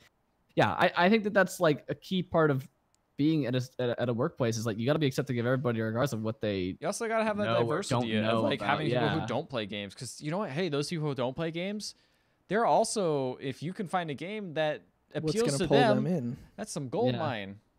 Like that's a big deal. So I think this is a very like mini look at like discrimination in general. What? League Mobile. League of Legends Mobile. I thought you said Eve Mobile. I'm like, Eve Online Mobile? Eve Online wheel of lose all your $500 ship. No, I think this is like a very mini look at what like practically what discrimination looks like in the U.S. in a lot of ways. Totally. That, like, there are very few things. Not that there are none, because there definitely are, but there are few things that are directly like women get paid less here. Like that's on our like Yeah. we believe that women should get paid less, or we believe that black people should not be hired here. Like no one, very few. There's barely You're never anybody gonna say that has that. But it's just like, oh, it turns out that when you follow all our other rules, it just so happens that we hire less women, and that's like what discrimination actually looks like. It's a systemic thing, not in many cases, not a like. Yeah, it's never gonna be. Hey, I'm a racist. Hey, I'm a sexist person. Even if you look at perhaps even the voting practices in the last election, it's almost like rules are written so that certain people of certain races and or economic healths or genders or disabilities, and maybe some people who are like, oh well, this makes sense on the surface, they don't fully examine like the other people who are like, yes, it does make sense, doesn't it? Yeah, it does. Yeah, exactly. So like that's the thing. That's like what discrimination is. Like the end result of it is much more important than the, well, on paper this sounds totally fair. Yeah, of course you want your gamers to work at Riot. Like, but when in practice that turns out, well, we just automatically assume that if you're a woman, you must not really be that much of a gamer. Like, or if you are a woman, you have an extra like step to be like, yeah, you gotta really prove that you're a gamer. Like, okay. Yeah, and that sucks and is scuzzy and should not happen. Yup. That's my take. Hot take. That shouldn't happen. It's pretty controversial, dog. Pretty crazy. I mean, I wish it wasn't. I was gonna say, I joke. This is just a very quick follow-up. We were talking about Fallout 76 last week and how your frame rate is your movement speed is tied to your frame rate. They capped that, so now now everybody is stuck at the same frame rate. A good looks like 63. That's a solid one. That's a weird number. But what if I have my 144 hertz monitor that I spent so much money on? Fuck you. Oh, fuck you, dog. Garbage gone. Also 63. Yeah, it's such a not good number. 60. I think that's there so that like, if you, I don't know why that would be that way. It's probably because like a lot of monitors are 60 hertz and they want to make sure you go a little over it. You could go a little bit over it to like, I don't know. It's better than dipping it below. It's better than switching between 60 and 59, maybe. I don't know. Anyway, so that's that follow up, and speaking of more controversy. Oh, okay. Sweet Lord, I forgot this one is on here. Hopefully we don't spend too much time on this. No, we don't have to. This could be short. But basically, okay, so I didn't even know this was here until the other day when I heard it was taken out. That was the first time I knew it was there. Yeah, I didn't. I don't play enough. So basically, Smash in Smash Ultimate, and probably in past Smash Bros games, your good old pal Mr. Game & Watch, he's got a little bit of a controversial frames of animation in some of his attacks, which is taken from I believe a Game & Watch game that I want to say is Cowboys and Indians or something like Fire that. Attack. Oh, excuse me, Fire Attack. Yeah, where you're a cowboy, you must defend a fort against being burned down by Native Americans, which are racist caricatures in this game, and those appear in Smash Ultimate, probably in Smash. That's the thing is, I don't think so because I've seen this animation where he does the fire, and I know what move that is. Yeah, I've seen that before. I don't think they put the hat on him. You don't in other having the racism, the Native American headband. Yeah. Here he is in. I don't know which one it is. This might be Melee, but. I just googled Fire Attack. It's just and a bunch let of me fire. get you know. Well, it's like actual fire. Who knew? But yeah, no, he definitely did not have it. I've got a picture of him from Melee. And it's interesting because the Game Boy Advance version that they ported Game & Watch Gallery for, that version they changed the Native American characters into just bandits, which is so Nintendo's like, shit. Put that in Facebook chat. Sorry, we'll take that out. And weirdly, people are mad about that. Of course, they're mad about it. I don't understand. If something is look, Ricardo, here's what you need to know: if something is politically correct, did my team win or did their team? Did the other team win? If I'm not offended, why are you offended? And you shouldn't be offended. You shouldn't be offended because I'm. You know not what? offended. And also, I'm not Native American, so if I feel like it's offensive, I'm stupid. Yeah, I'm not Native American, but I've got a lot of opinions about this. I don't think I got a lot of opinions about it. You know, I have the Look, same if you're worldview as you. not Native American and you're not offended, that's a valid opinion. If I'm not Native American and I'm offended, I'm a fucking soy boy, fucking cuck, liberal, fucking That's it. Yeah, idiot. Yeah. SJ Dub. There you go. You got them all. I think you got them all. Probably. NPC. Do you say NPC? Oh, no. NPC's the new one. NPC's the new one. NPC. NPC is the new one. It's dumb that people are mad about this. I think it makes sense to get rid of it. It's a very much like, okay, yeah, all right, we goofed there. We're gonna take it out. Okay, sorry. Yeah. Who cares? We're from Japan. We don't know 100% all the problems. Yeah, but you should by now. You should, especially in 2002. No. You obviously figured it out when you removed should it. by now. Yeah, like I you mean- didn't put it in before. That's the slightly weird. I mean, I'm there's not gonna, that- I'm not gonna drag Nintendo this much, but like, it's weird that they're like, let's add this in. Let's put this back in. I'm sure It's gonna be that more team is probably authentic very to the old big. game. And they're like, well, That's probably what they actually thought. Ricardo is like, this is not the actual Game & Watch sprite from 1980. Let's put the one from 1980 in, and then That'd be cool. That'd be a nice that'd be a Easter quick egg. touch. We want to do Oh, faithful. no. Oh, okay. There's a reason why. They But I mean, removed look it. at like a good like 80% of the character designs in Street Fighter, like that Capcom has for Street Fighter, and you'll see that maybe Japan not that. Well, we well were versed talking about it in- earlier. Maybe America's not that great. Let's look at how Diablo Immortal does not feature the Witch Doctor. And I'm like, oh, maybe that's because they realized that he's probably a problematic character. Maybe they should re-roll him into something else. Nah, because they released Rastakans. But those are Rumble. trolls, though. Oh, yeah, they're not trolls. humans of So any not color. from They're any not other trolls. Heavily That's a inspired troll by accent. any African Jamaican Rasta place. style. Yeah. Also, they have a thing where Stereotypes. they have a thing in their Wikipedia that says trolls are very smart, but unfortunately they just don't get along with each other, so that's why they haven't advanced very far. Yeah, that's cool. Yeah. Wow. Yeah. Wow. I did not know that Yeah, much. they said that's in there. Wow. And I can understand someone who wrote that and was like, "Oh, well, that's funny because that's why they have this culture." And it's like, well, also you're equating it to a culture in real life. Hey, Yeah, they're coded in. at least the pandas are not stereotypical of any specific culture either. Blizzard just Hey, rips you know off what? and never create anything new. Hey, you know what? I'm glad that Blizzard has its problems, but I'm glad other things that I enjoy are problem free. Like Harry Potter. I'm glad the goblins, for instance, don't have any kind of connotations with anything in real life. Man, that would be really a You bummer mean to hear. the house elves? No, the goblins, the one that run the banks and have the big shit, noses. you're right, Those yeah. guys. Oh yeah, those guys. I'm glad that they're totally problem free and don't have any. I, J.K. Rowling, put a bunch of progressive stuff in these books, but I didn't actually explicitly put them in the books. And But now I tell you that I'm they're just there saying, for I'm there. just gonna confirm. Sure, Hermione could be black. Yeah, Dumbledore was All right. super gay. J.K. Rowling's got a lot of problems, but I'm gonna sit down and watch my favorite Star Wars Episode 1, and there's no problematic characters that are represented. This has gone too far. We should not have made this bargain. Oh, Me's your humble servant. Me's your husband servant. Hey, jizz music. Anyway.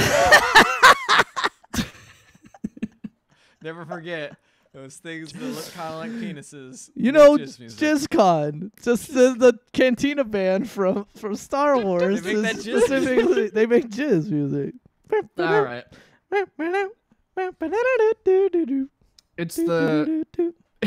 It's the racial stereotypes you don't make that are the big ones. All right, guys, that's it.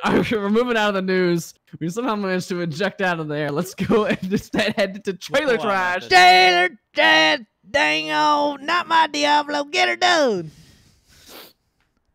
I didn't vote for my He's not- Diablo. You gotta queue up the fucking. Oh, yeah, you you're gotta right. queue up the thing, Yes, dog. I forgot I'm No, live. boy, This he's is busy on his phone. This is trailer This trash. episode- I throw my phone next to Ricardo's. Don't hit my phone. I did. This- They Oh! love each other.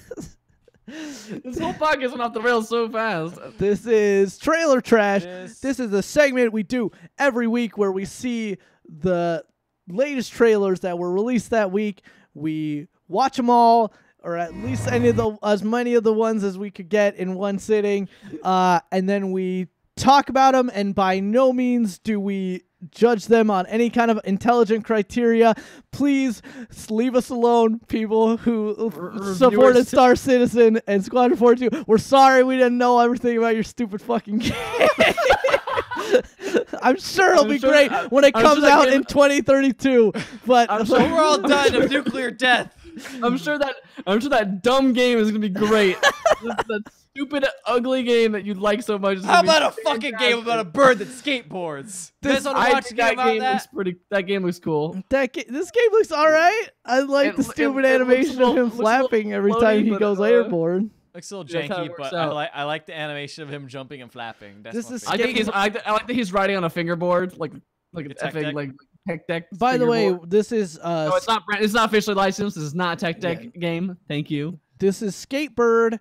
The font looks like Slayer. No. Slayer. Slayer. What the fuck am I saying? What's Bird of Death? No. What's the skate magazine? Rain and Birds. I don't know the skate magazine. I don't know. What do you think? Either us or the skate magazine? Fuck, if only if I had my phone. Tony Hawk magazine. Tony Hawk magazine. Pros magazine. Slasher? Fuck me. I look stupider than when I was talking about magazine. Squadron 42. None of us look stupider than when we were talking about Project You're right. According to the internet, we never looked more stupid than when we were talking about Squadron 42 or Star Citizen. We might reach that point, though. This game looks fun. I was hoping it would be hard to see. It would look a little bit sharper because it looks like it's very much influenced by Tony Hawk's Pro Skater. It looks a little slow. It looks a little slow in comparison. You're moving kind of. It's like a weird half between Skate and Tony Hawk. Yeah. But obviously, like if it's given cool concept, if it's given a kind of like a good enough shell to like play around with, then that'll I like be this cool. bird's headphones. He's wearing. The bird has headphones. He's very cute. I like how he acts like a normal bird, and that he is facing the wrong way on the skateboard when it is going straight. He is just like facing completely perpendicular to the direction. He's got eyes on the side of his head. And he like just constantly like flaps when he's airborne. He's like what a bird would do, as if he is panicking. Yeah. And the stages are all made out of small objects. It kind of moves its head and like bobs like a real bird does as well. Yeah, it's a cute little game, and hopefully it'll be a decent skate game. Yep, a skateboarding game rather. 2019-ish is when it's due out. Next up, we have just a small expansion for Rec Room. They've come out with many of these. They're called quests. You can go in with a group of friends and complete these quests. Well, what's hot recently, it's got the new Netflix series, it's got the new the collection on all consoles, Castlevania.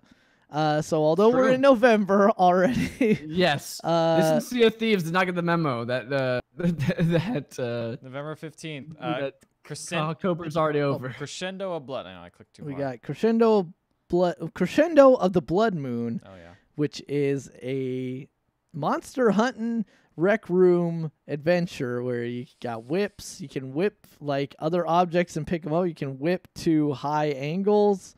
You use a blunderbuss, it looks like, and you fight lots of spooky, scary Rec Room monsters, and it looks fun. It does look fun. I think Rec Room is a nice. It is one of those.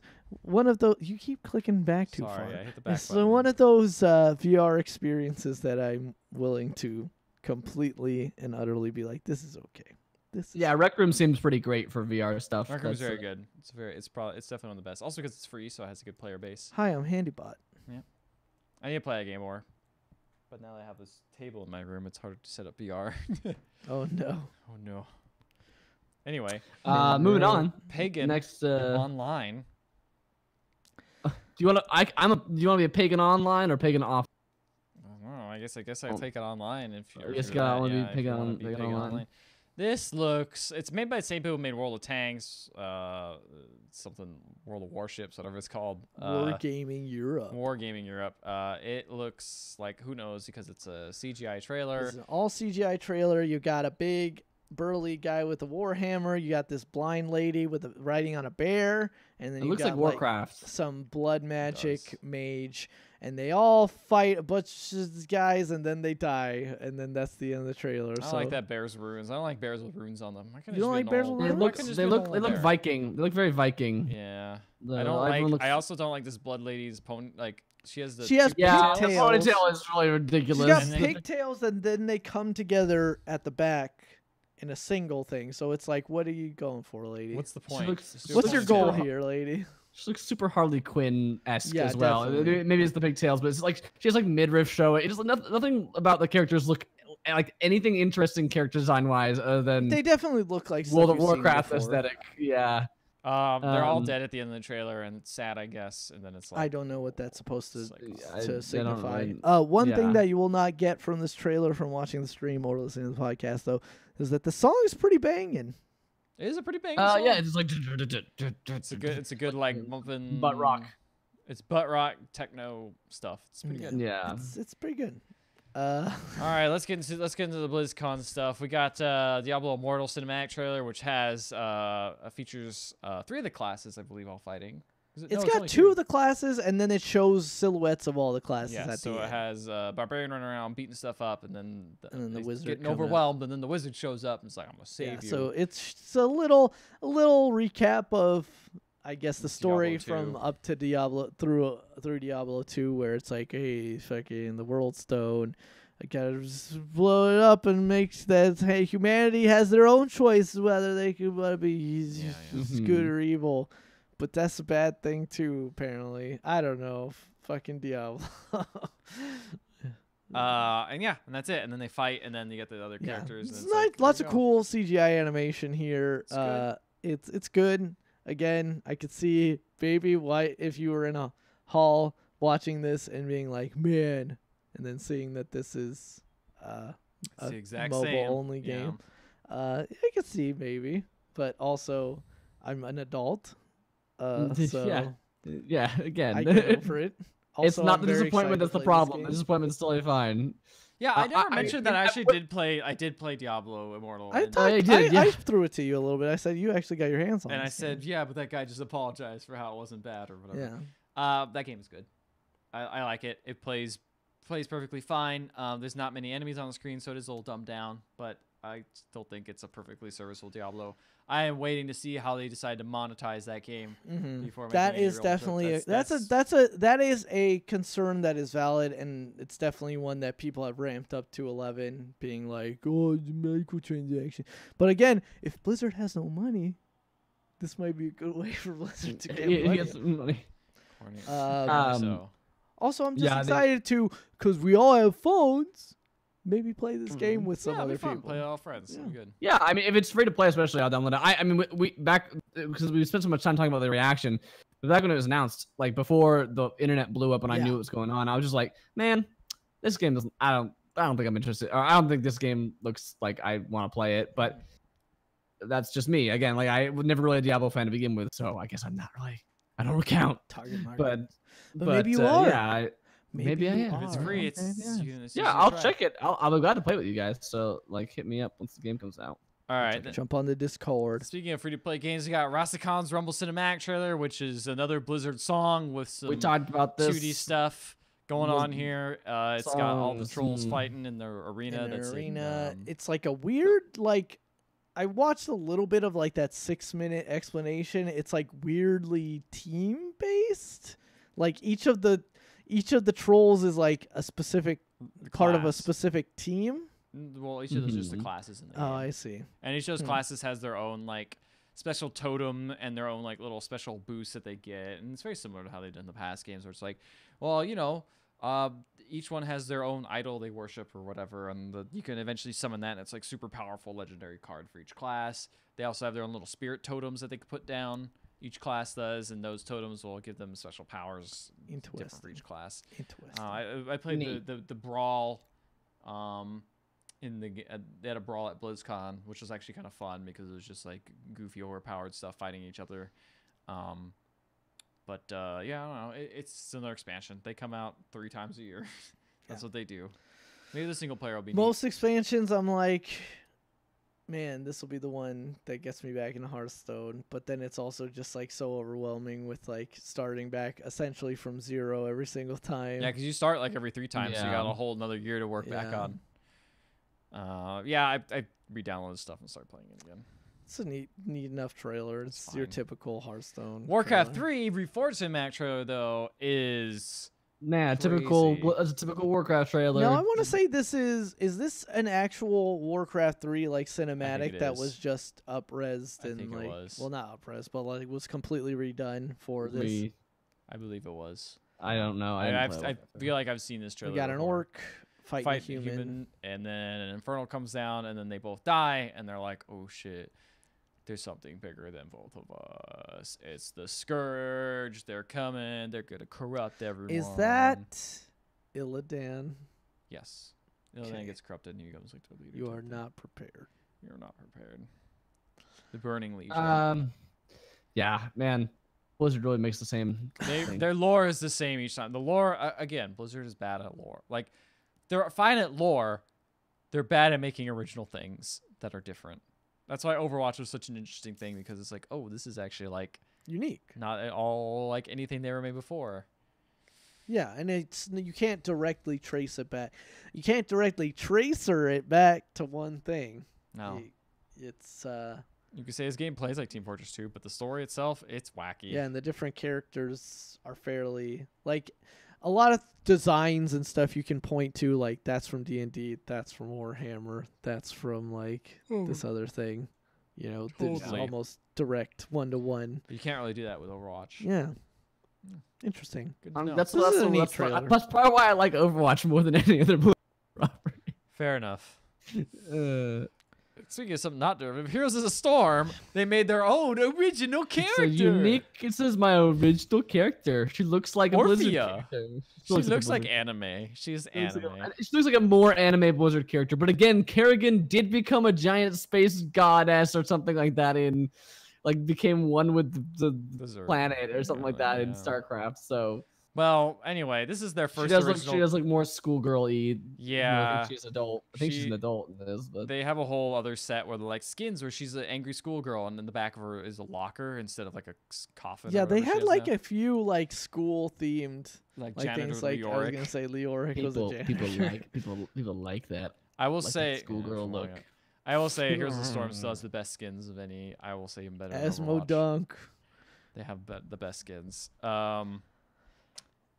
Anyway, yeah, I actually really like this trailer because I like the art style of it. I think it's it's like half animated. It's like looks like it's animated with 2D animation, but it's not. Yeah, like the like particle effects like look like they're all hand drawn. Yeah, it's really pretty. Whereas the characters, and this has got a cell shaded kind of look. Yeah, like it's really neat. So this is very simple. Orphea. What's Orphea. her Orphea? She is an assassin. I played. She looks like she's anime Ashley from WarioWare. Yeah, that's fair. Except not as dope a song. Her dad is dark and evil, and she's like, I hate you, Dad. He's the Raven Lord from one of the maps in Heroes of the Storm. She has like what looks like a coffin on her back. Yeah, I like to think that her mom's ashes are in there or something, and she's powering that. You wouldn't need a coffin for ashes. You have an urn for that. You're right. It could be her whole body. Her whole body flying around back there. What if it's her own coffin? It's like there in case she like, if I die, I got it ready to go. Just put me in that. Just like theoretical Hideo Kojima game. Yeah, that's coming. Body on my. Let's carry this dead body on my back.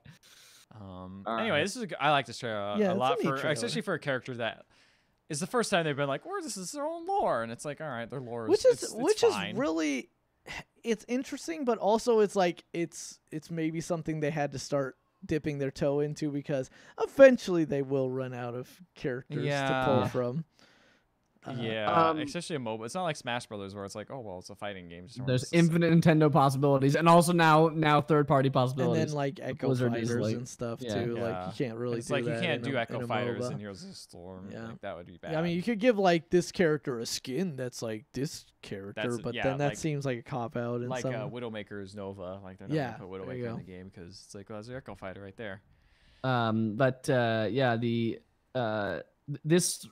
I think this is less impressive to me, Ethan, but I don't know if have you seen those League of Legends trailers? Those League of Legends commercials? I've not. I have. There's been like a series of them. They're all No, they're neat, but like, and this is more impressive than those. Definitely. But they're doing like this. The reason why this is less impressive to me because like this is like exactly what those League of Legends are doing. It's like Not the animation. The animation's all 2D in the League of Legends ones, but it's just like cool action fight scene with like lots of particle effects and like stuff from League of Legends.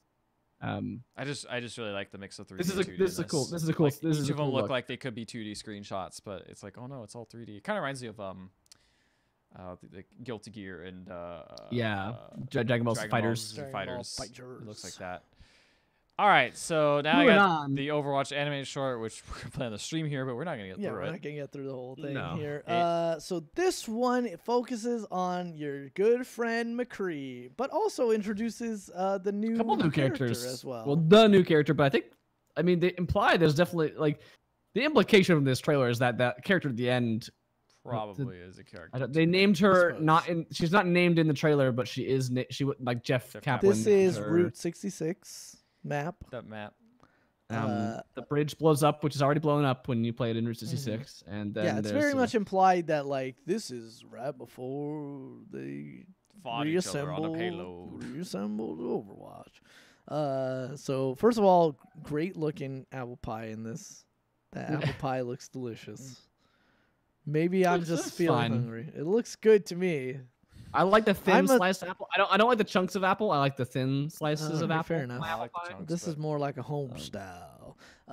So there's some kind of train robbery going on. It's taking part in it is the new character Ash. She is a cowgirl herself.